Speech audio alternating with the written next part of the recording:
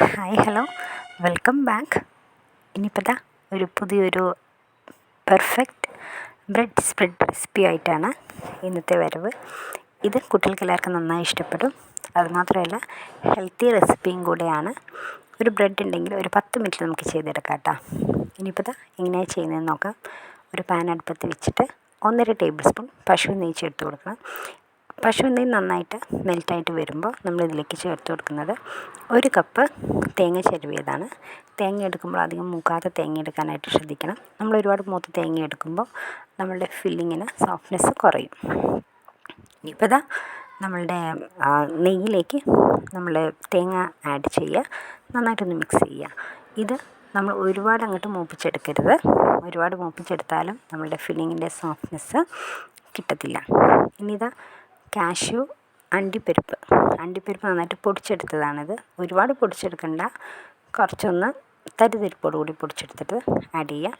ഇനിയിപ്പോൾ ഇതിലേക്ക് ഞാൻ ഒരു ആപ്പിൾ ചെറിയ ചെറിയ കഷ്ണങ്ങളാക്കിയിട്ട് ആഡ് ചെയ്യുന്നുണ്ട്. ആപ്പിളിന് പകരം നിങ്ങൾക്ക് വേണ്ടെങ്കിൽ മൗറീസ് പഴം അല്ലേ, അത് ചെറുതായിട്ട് കട്ട് ചെയ്ത് ആഡ് ചെയ്യാം.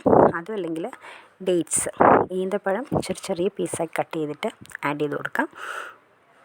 പുളിയുള്ള മുന്തിരി ഒന്നും ആഡ് ചെയ്യരുത് കേട്ടോ. ഇനിയിപ്പോൾ ആവശ്യത്തിലുള്ള പഞ്ചസാര ചേർത്തിട്ട് നന്നായിട്ടൊന്ന് മിക്സാക്കി എടുത്താൽ നമ്മളുടെ അടിപൊളി ഫില്ലിംഗ് ഇവിടെ തയ്യാറാക്കിയിട്ടുണ്ട്. ഇത് ഇതുപോലെ തന്നെ കഴിക്കാൻ നല്ല ടേസ്റ്റാണ് കേട്ടോ. ഇനി നമുക്ക് കസ്റ്റർഡ് ഒന്ന് റെഡിയാക്കി എടുക്കാം.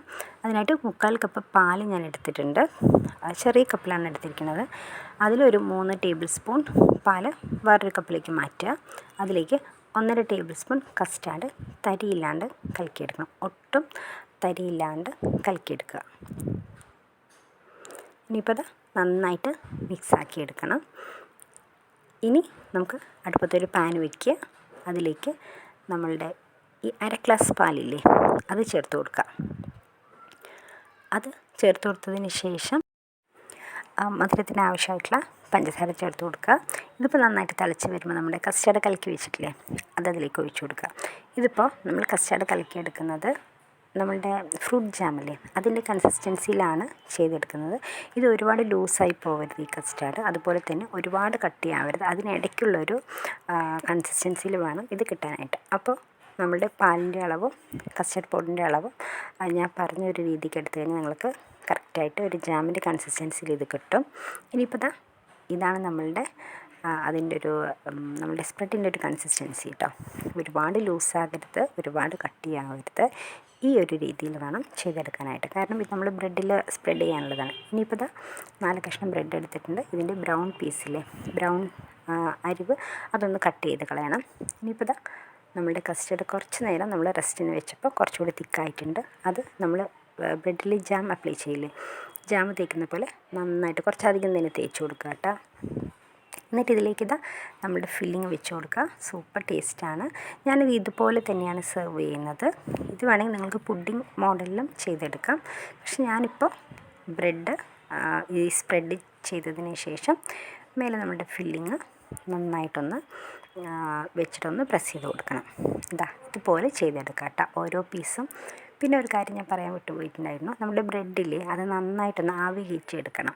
ആവി കയറ്റിയെടുത്താൽ മാത്രമാണ് ഇത് നന്നായിട്ട് സോഫ്റ്റായിട്ടിരിക്കുക. നമ്മൾ ആവി കയറ്റാത്ത ബ്രെഡാണെങ്കിൽ ഇത് കുറച്ച് ഹാർഡായി പോവും.